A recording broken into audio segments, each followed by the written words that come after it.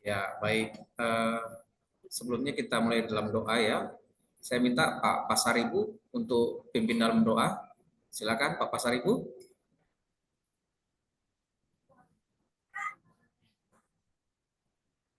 Pak Pak Arnaldo Pasaribu, buka dulu Pak. Ininya Pak, mute-nya Pak. Mari kita berdoa. Bapa di surga, terima kasih buat kesempatan yang baik ini, di mana kami sebentar lagi mau belajar metode penelitian. Biarlah apa yang disampaikan oleh Bapak dosen, kami boleh memahami dan kami boleh mengerti. Dan kami boleh Tuhan memakai metode-metode yang dijelaskan, agar kami dapat menyelesaikan segala sesuatu yang kami perlukan di dalam perkuliahan kami ya Tuhan, dalam menyusun skripsi kami, sehingga kami dapat menyelesaikan dengan baik dan dengan mudah. Dan kami percaya bahwa mata pelajarannya juga sangat berguna bagi kami untuk masa-masa yang akan datang. Biarlah kiranya Engkau berhikmat kepada Pak dosen, begitu juga kepada kami ya Tuhan, agar kami boleh saling mengerti, saling memahami. Dan kami percaya di atas segalanya, biarlah ini menjadi kemuliaan bagi nama-Mu ya Bapa. Dan Kaulah kiranya yang campur tangan di atas kami pribadi lepas pribadi. Terima kasih ya Bapa, di dalam nama Yesus Kristus kami mengucap syukur dan siap untuk memulai perkuliahan kami. Amin. Amin. Ya, terima kasih Bapak Ibu. Kita belajar bab 4 ya. Bab 4 tapi khusus metode penelitian kuantitatif. Cara membaca metode penelitian kuantitatif. Nanti Bapak Ibu boleh melihat contoh yang ada. Jadi contoh yang ada ini nanti saya akan kirimkan. Formatnya saya akan kirimkan. Ya, formatnya saya akan kirimkan. Ups, ini kenapa ya? Maaf, sebentar laptopnya lagi. Oh, oh, berubah. Oh. Tampilannya berubah ya, Bapak Ibu ya? Berubah ya, Kak? Berubah, Pak. Iya, berubah. Iya, Berubah, Pak. Iya Pak, Enggak apa, bergerak-gerak sama Pak. Pak. ya aneh ya, kok berubah ya? Sebentar, ini Berubah semuanya. saya juga heran nih. Sebentar, maaf. Iya, Pak, tidak apa-apa.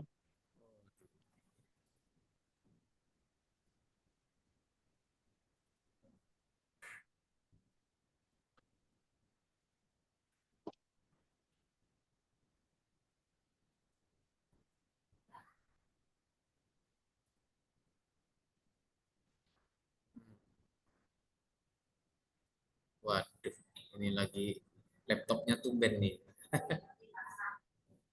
lagi bergerak sendiri. Gerak terus.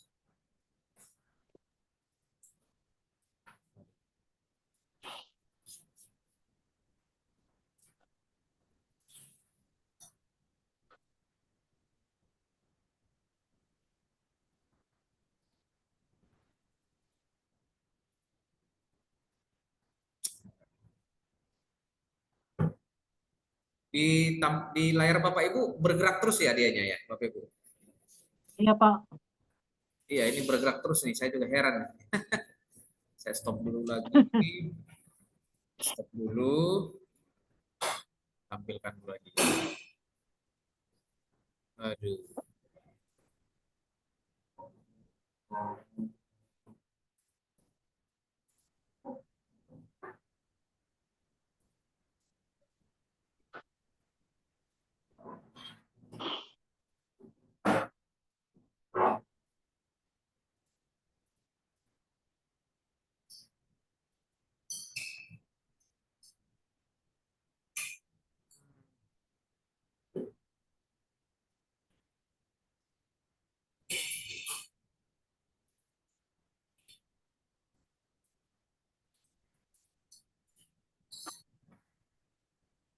sebentar ya, Bapak Ibu, hal teknis.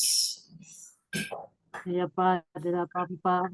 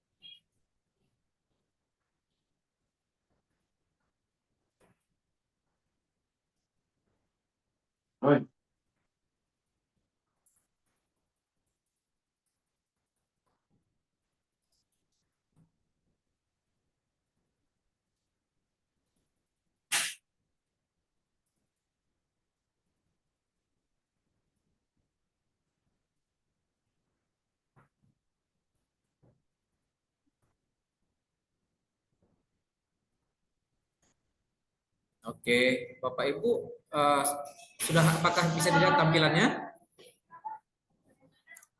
Bisa Pak. Sudah, Pak. Nah, Bapak Ibu, saya mau bertanya, apakah sudah diajarkan oleh Pak Feneli Hareva untuk proses input data ke SPSS? Apakah sudah pernah? Sudah Sudah, Pak. Pak. Sudah Pak. Ya, karena ini kuantitatif ya. Kemarin minggu lalu, 2 minggu lalu kita sudah kualitatif. Jadi ini kuantitatif. Nah, jadi kalau Bapak Ibu sudah pernah menginput data, maka nanti akan ketahuan ya, akan ketahuan dia mana mana kuesioner yang tidak legible, ya, mana kuesioner yang drop. Sudah diajari oleh Pak Feneli ya, Bapak Ibu ya? Sudah, Pak. Ya, mana yang drop tidak eligible maka itu harus dihapus. Ya, itu harus dihapus dan kemudian pada pengujian yang kedua itu sudah tidak lagi dipakai. Jadi dengan demikian menyebarkan angket, ya, menyebarkan angket tidak boleh hanya satu kali. Menyebarkan angket harus 2 kali. Penyebaran angket yang pertama itu untuk menguji ya angket kuesioner kita. Nanti mana yang drop maka itu kita hapus. Mana yang valid itu yang kita pakai untuk pengujian yang kedua. Ya, itulah yang nanti kita pakai di skripsi Bapak Ibu yang kuantitatif. Ini khusus kuantitatif. Ingat tuh ya, kuantitatif. Oke. Nah, kemudian ada rumus ya Cronbach-Alpha. Rumus Cronbach-Alpha ini untuk menguji ya signifikan Cronbach-Alpha Bapak Ibu. Ya. Apakah dia reliabilitasnya itu apakah excellent, sangat baik, good, baik, acceptable, cukup, ya, questionable, meragukan, poor, buruk, unacceptable, sangat buruk. Ya, ini dia Cronbach-Alpha-nya. Kalau dia lebih besar, ya, ini lebih besar dari 0,9 berarti excellent, sangat baik. Ya, di antara 0,8 sampai 0,9 good, baik. Di antara 0,7 sampai 0,8 acceptable, cukup. 0,6 sampai 0,7 meragukan, questionable. 0,5 sampai 0,6 poor, buruk. Ya, kemudian di bawah dari 0,5 unacceptable, sangat buruk. Yang saya mau sampaikan kepada Bapak Ibu, ini kan realitas. Nah, pengujian reliabilitas ini kan hasil dari angket kuesioner yang diisi oleh sampel. Yang diisi oleh sampel, jadi Bapak Ibu jangan pusing. Kalau misalnya hasil reliabilitasnya itu misalnya buruk. Jangan Bapak Ibu pusing, kenapa? Aduh, berarti hasil dari skripsi saya buruk dong. Bukan hasil skripsi yang buruk. Ingat ya, bukan hasil skripsi yang buruk, bukan. Yang buruk itu adalah reliabilitasnya.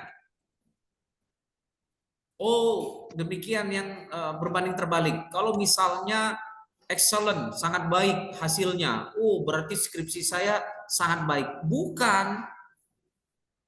Ya. Hasil reliabilitasnya yang sangat baik. Belum tentu skripsi Bapak Ibu sangat baik. Kenapa? Karena ini kan hasil dari pengisian angket kuesioner dari sampel yang kita olah datanya di SPSS gitu loh. Dengan demikian maka Ibu jangan pusing di situ. Ya, bukan skill kemampuan Bapak Ibu yang buruk, bukan. Demikian juga sebaliknya kalau misalnya hasilnya sangat baik. Oh, berarti kemampuan saya dalam menulis skripsi, dalam penelitian sangat baik. Bukan. Hasil angket itu yang sangat baik. Hasil angket itu yang buruk. Gitu. Misalnya, ini contoh ya, contoh. Contoh judulnya penggunaan AI dalam media belajar. Contoh. Penggunaan AI dalam media belajar. Hasil dari angket Bapak Ibu adalah buruk. Itu berarti siswa di tempat penelitian itu memang sebenarnya belum memakai AI. Hasilnya buruk. Berarti mereka memang tidak pakai AI. Atau bahkan unacceptable, sangat buruk. Berarti siswa di sana memang belum pakai AI gitu loh. Demikian juga kalau misalnya hasilnya excellent, sangat baik. Berarti siswa di sana memang rata-rata sudah memakai AI dalam proses pembelajaran. Jadi itu batasannya yang harus kita ketahui. Bukan skripsi Bapak Ibu yang buruk, bukan. Bukan skill Bapak Ibu yang buruk, bukan. Hasil angketnya yang sangat baik. Atau sebaliknya, hasil angketnya yang sangat buruk. Atau lebih kepada judul, misalnya. Contohnya tadi judulnya penggunaan AI dalam media belajar. Berarti kalau dia sangat baik, berarti siswa di sana memang pakai AI sungguh-sungguh, rata-rata pakai, gurunya pakai gitu. Kalau misalnya sangat buruk hasilnya, berarti di sekolah itu memang tidak pakai. Gitu. Untuk melihat rumus Cronbach alpha, pengujian reliabilitas. Ya, ini satu yang perlu Bapak Ibu ketahui. Oke.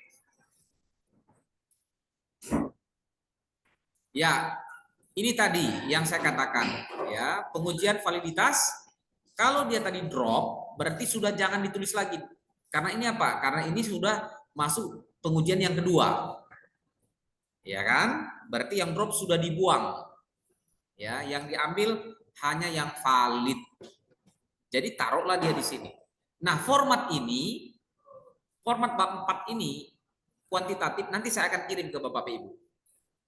Tinggal ikutin saja formatnya. Jadi Bapak Ibu jangan pusing. Wah, gimana ya? Ikutin saja format ini.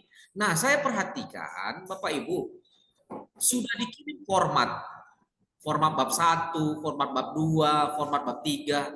Waktu sempro kemarin nggak diikutin juga formatnya. Saya bingung juga. Contoh yang ada sudah dikirim, tapi nggak diikutin juga. Nah, hasilnya buruk. Akhirnya Bapak Ibu dinilai ya buruk gitu loh. Karena tidak mengikuti contoh yang ada di kampus kita. Jadi Bapak Ibu harus ikutin contoh yang ada di kampus kita. Jangan contoh di kampus lain. Nah, penting Bapak Ibu pahami, setiap kampus itu berbeda contohnya. Setiap kampus berbeda template. Ya, Bapak Ibu namanya itu template. Ya, template itu contoh. Contoh yang Bapak Ibu tinggal ikutin gitu loh. Ya, ingat itu ya, Bapak Ibu, ikutin aja contoh yang ada. Oke ya. Oke, ini variabelnya contohnya yang positif dan negatif. Saya rasa Pak Feneli sudah ajar. Ya, bagaimana kuesioner pernyataan yang positif, yang negatif, ya kan? Bapak Ibu harus sudah diajar ya cara membuat pernyataan yang negatif dan positif. Sudah ya Bapak Ibu?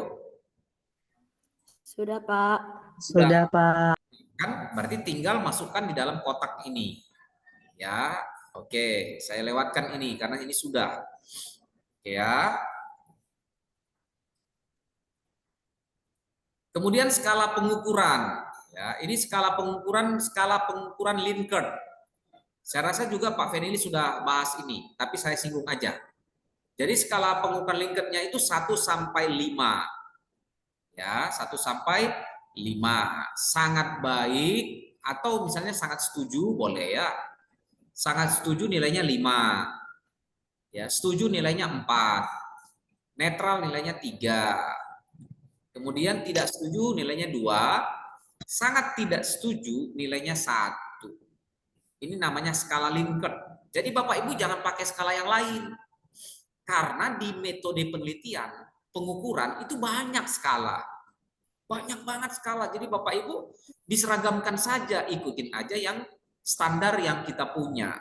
Begitu. Supaya yang pertama Bapak Ibu nggak pusing juga kan mencari skala yang lain. Sudah ada. Kemudian teknik analisa data.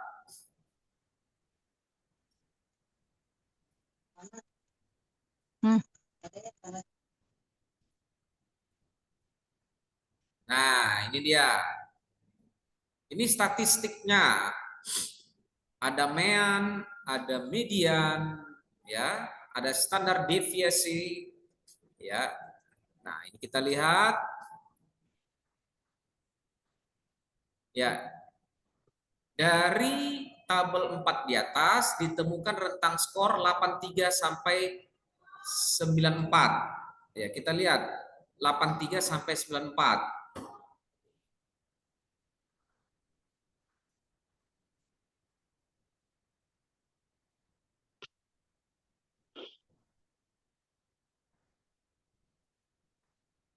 Ini ya, maksimum dan minimum. Udah Bapak Ibu lihat ini? Rentangnya? Ini Sudah, Pak. ada minimum, ada maksimum. Bapak Ibu sudah lihat? Sudah, Pak. Sudah, Pak. Ya, itu rentang skor namanya. Ya. Rentang skor itu minimum dan maksimum. Jadi 83 dan 94. Jadi ambil itu Bapak Ibu, ambil tuliskanlah di sini. Nah, tuliskan. Tabel 42 di atas ditemukan rentang skor 83 sampai 94. Gitu. Nanti ini beda-beda. Dari hasil Bapak Ibu, dari hasil SPSS beda-beda. Saya dapatin ada yang pakai ini aja, dia ambil contoh ini. Dia pakai punya orang, ini kan contoh. Sudah contoh dipakai pula ya. Akhirnya kita kan dosen tahu. Ya kita dosen kan tahu loh. Ini kan standar contoh punya kita, kok kamu pakai ini angkanya hasilnya. Loh kamu kerjakan apa gitu. Jangan dipakai. Ini kan sebagai format. Jadi kan Bapak Ibu kan masukkan data angket hasil FSS. Ya, Bapak Ibu kan tinggal ambil gitu loh, minimumnya, maksimumnya, nilai mean. Nah, nilai mean kan tinggal ambil di sini kan ada nilai mean gitu loh.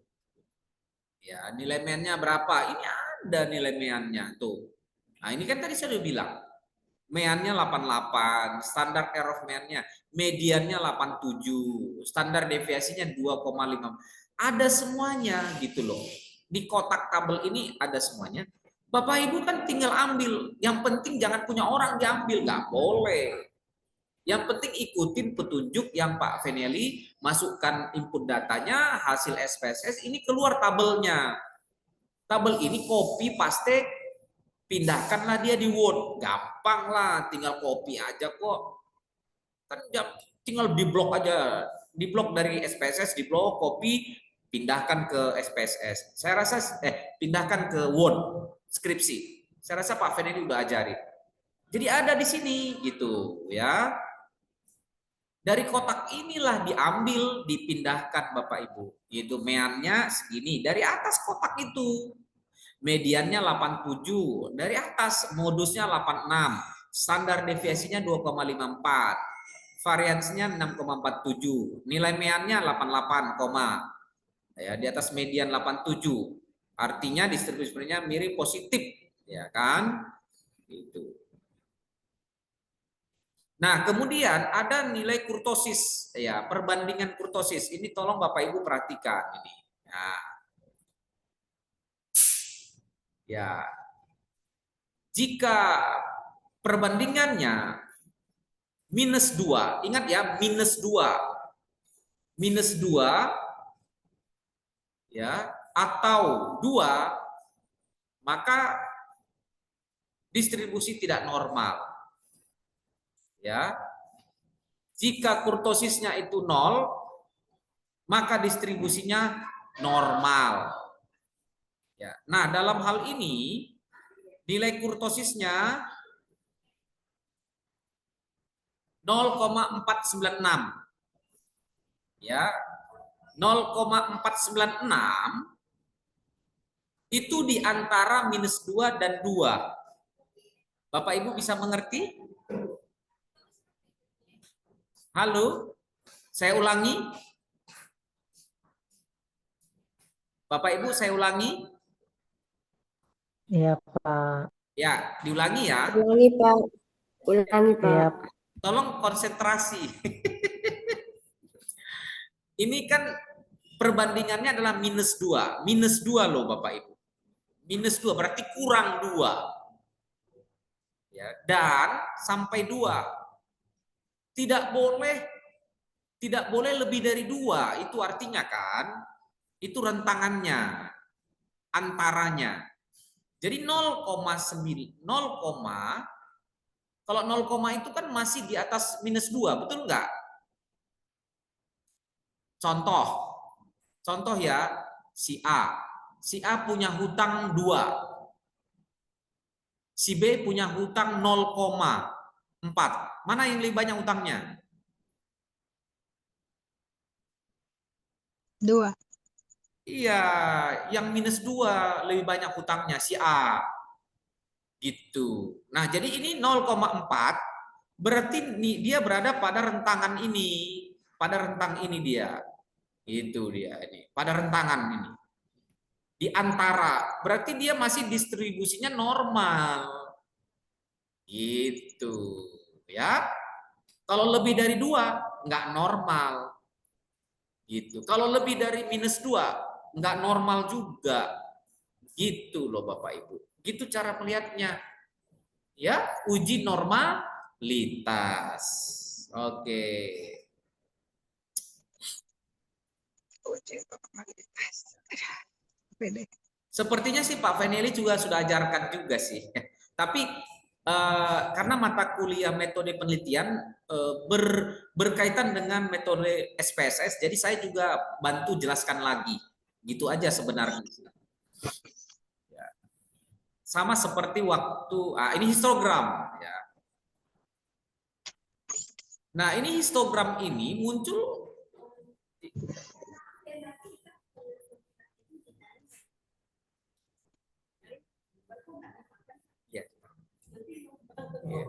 ya, jadi ini histogram ini muncul karena berkaitan tadi dengan tabel di atas. Gitu. Berkaitan dengan tabel di atas, dia sudah berkaitan ini histogramnya. Satu paket. Ya, satu paket. Ya.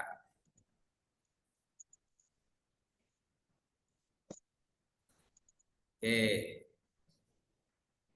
Nah, itu tadi yang X, ini yang Y, atau yang Y sama. Ini sama tadi ya. Karena kan harus dicari X dan Y-nya. Ya, normalitasnya. Saya rasa sudah sama ya. Karena dua variabel, jadi yang dicari sama gitu kira-kira ya. Oke, apalagi yang perlu? Yang perlu-perlu yang saya ajarkan. Nah, ini histogram yang Y. Tadi yang di atas X, ini yang Y. Ini satu paket dia. Jadi kalau Bapak Ibu masukkan data, tabel tadi keluar, histogramnya pun keluar. Gitu. Sepaket.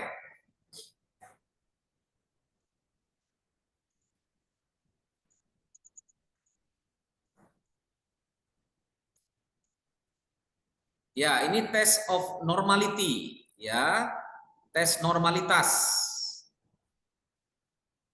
Ya, kita lihat ya hasilnya. Nah, ini 0, ya ini variabel toleransi kemajemukan 0,112. Berarti normal. Ini 0,137. Berarti normal juga. Ini juga nanti harus dicari. Ya, namanya test of normality. Ya, tinggal diklik dari SPSS muncul dia. Enak SPSS itu kalau sudah masuk datanya, dimasukkan data hasil angketnya, bisa dicari dia tes normality, diklik aja keluar hasilnya. Enak sebenarnya SPSS. Simple dia. Tinggal copy paste ya, kopas pindahkan dia ke Word Bapak Ibu.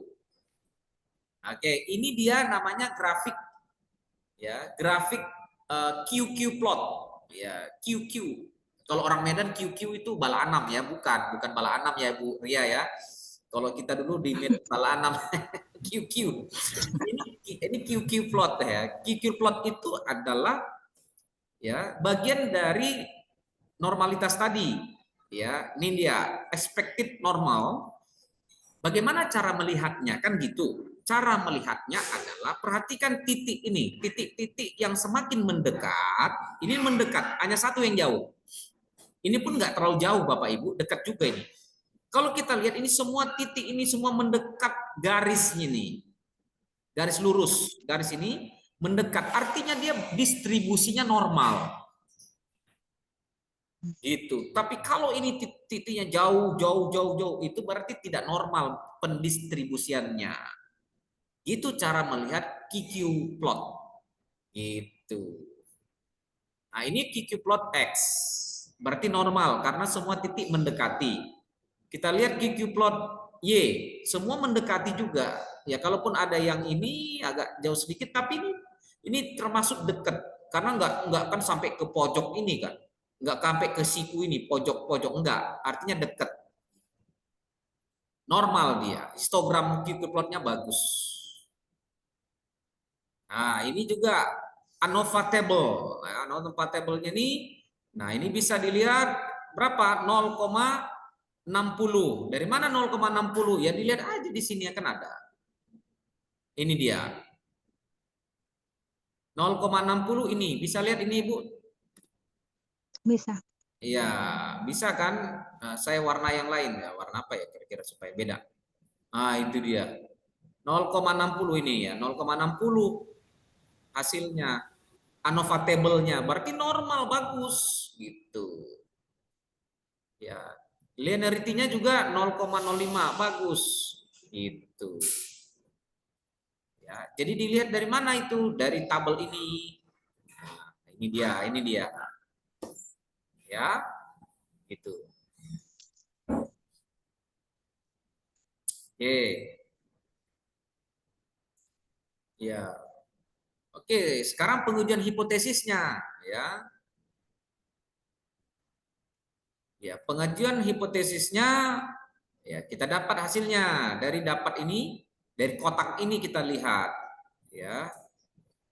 Nah, ini kotak uji korelasi namanya. Ya, didapatkan uji korelasinya 0,717.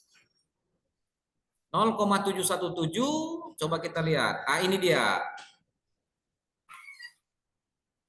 Bapak Ibu bisa lihat ini? Bisa, Pak. Bisa, Pak. Itu dia 0,717. Nah, ini saya besarin nih. Ah, itu dia. Itu dia ya, saya besarkan. Jadi Bapak Ibu lihat tuh, Mak. Itu. Ya, tuliskanlah dia. Berarti posisinya di sini. Ya. 0,717 di sini. Lihat ini rentangannya ya. Intervalnya. Ini kan ada interval. 0,7 di mana? Di sini dia posisinya ini ya. Posisi 0,7 itu di sini. Nah, ya kan? Antara 0,600 sampai 0,799. Di situ dia beradanya kan? Iya. Di antara itu. Berarti dia Kuat. kuat. Gitu cara lihatnya Bapak Ibu. Ini rumus semua ini. Ini rumus yang Bapak Ibu bisa lihat. Oh, berarti copy paste lah 0,77 dihasilkan berarti korelasinya adalah kuat. Begitu. Ya. Uji regresi, ya kan? Ah, ini uji regresi ini rumusnya. Ada tinggi, sangat tinggi, sedang, rendah. Nah, berapa kita dapatkan dari regresi? Nah, kita dapatkan dari regresi adalah 0,5. Ya kan? 0,5 kita dapatkan. Berarti regresinya berapa? Di sini beradanya. Kalau regresinya dia 0,5 berarti di sini. Berarti sedang. Sedang. Begitu. Berarti pada posisi sedang kalau 0,5. Itu. Ya. Oke, nah tinggal dibahasakan Bapak Ibu tadi yang di atas tadi. Ya. Tadi kan ada sangat baik, ada kuat, itu tinggal dibahasakan di sini dia. Ya, nanti ikutin aja ini. Ya, tapi sesuaikanlah. Jadi kalau misalnya dapat nilai ini apa isinya? Baikkah, kuatkah, sedangkah, kan gitu. Tinggal Bapak Ibu sesuaikan dengan hasil Bapak Ibu, jangan ini diambil. Begitu kira-kira. Nah, ini tinggal terus ini sudah sama. Oke. Simple kalau melihat angka-angka ini kayak pusing, tapi simple. Oke, silakan Bapak Ibu kalau ada yang bertanya, silakan.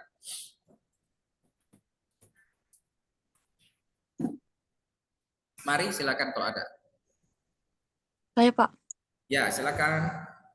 Saya sambil makan. Jadi Niki makan misop dulu. Bapak Ibu makan misop ya. Mari. Dibagi dong, Pak. Makan Pak, selamat makan Pak. Nah, mari silakan. Silakan Pak. ya baik Pak. Jadi bagaimana kalau data yang kita masukkan itu tidak normal? Kalau data yang kita masukkan itu tidak normal, berarti ada yang salah dalam proses input data. Jadi solusinya bagaimana Pak kalau tidak normal? Ya, solusinya adalah diulang masukkan kembali. Jadi memang berarti salah masuk. Berarti salah masuk dari awal itu loh maksudnya, ya. Memasukkannya salah, pasti dia hasilnya salah gitu. Jadi jangan salah masukkan data ke SPSS. Karena SPSS itu mesin. Jadi kalau kita masukkan salah, dia udah salah. Dia kan hanya ngikutin. Dia hanya ngikutin apa yang kita perintahkan, kita pencet. Begitu. Ya, berarti kalau nggak normal, wah, berarti ini ada yang salah nih waktu saya masukin. Begitu kira-kira. baik, terima kasih Pak. Silakan Bapak Ibu. Ini restorannya 5 menit lagi mau tutup. Silakan Bapak Ibu, kalau ada yang bertanya silakan. 5-7 menit lagi mau tutup, nggak apa-apa.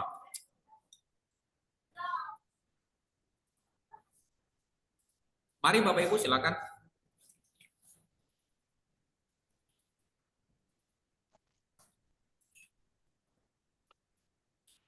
Yang paling penting Bapak Ibu sudah tahu cara membacanya.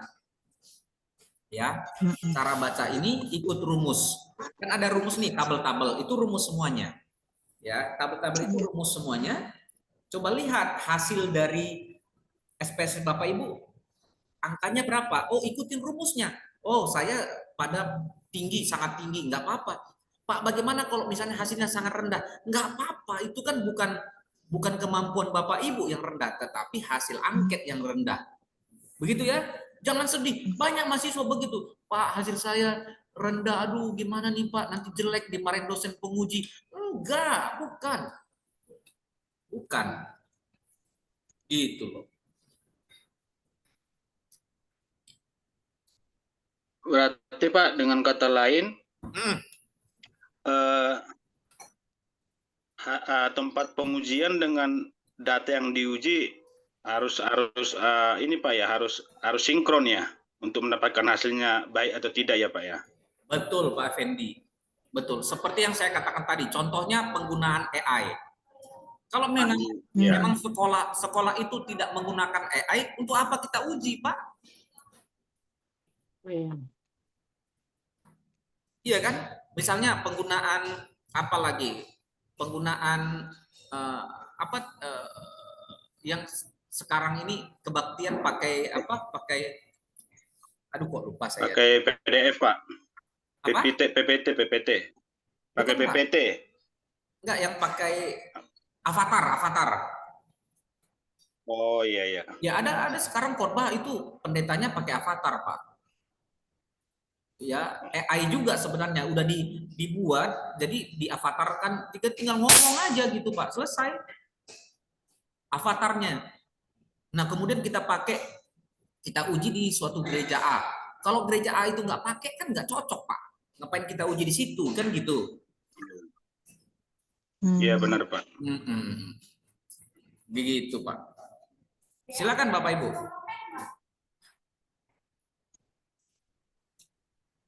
Bapak boleh coba tolong naik ke atas Pak Oh ya. slide-nya. Kan tadi itu ada rumusnya. Maaf Pak, bukan Pak. Yang ke bawah berarti ke bawah Pak. Oh ya. Kan ini kan udah ada rumus-rumus kotak-kotak ini Pak. Terus kan nanti kan kita udah uji validitas itu masuk ke dalam kotak yang bawah ini Pak. Ya ini Pak yang ada R square, adjust. Terus tadi kan Bapak ambil yang R square 0,514 itu lihatnya bagaimana ya Pak kita? Oh lihatnya dari narasi yang di bawah ya Pak. Misalnya kita dapat nilai R square, berarti ambilnya yang nilai R square terus lihat lihat rumusnya di atas gitu ya Pak. Betul Ibu. Betul Bu. Benar. Ya. Oke Pak. Jadi petunjuknya udah ada, tinggal diikutin aja itu.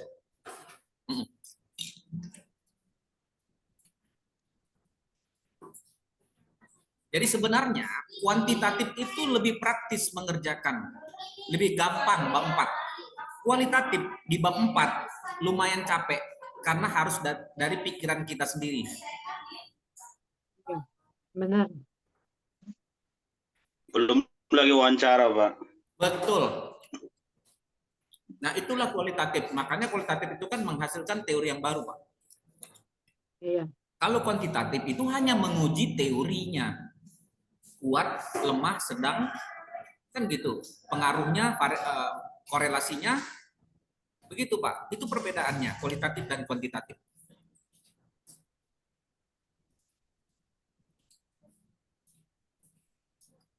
Kalau sudah aman, kita closing nih, soalnya restorannya mau tutup. Iya Pak. Aman sudah Pak. Aman Pak. Ya nanti japri saja tinggal saya. wawancaranya yang belum ya. Ya. Nanti teraman banyak lagi. Nanti di japri saja Pak, di japri. Boleh, silakan Bapak Ibu, saya terbuka untuk di japri kapan saja. Ya, pasti saya balas, pasti dia akan di sini. Ya, baik Bapak Ibu ya. Iya Pak. Iya Pak. Baik, terima kasih. Ya, kita minta Ibu pimpin doa Bu. Oke.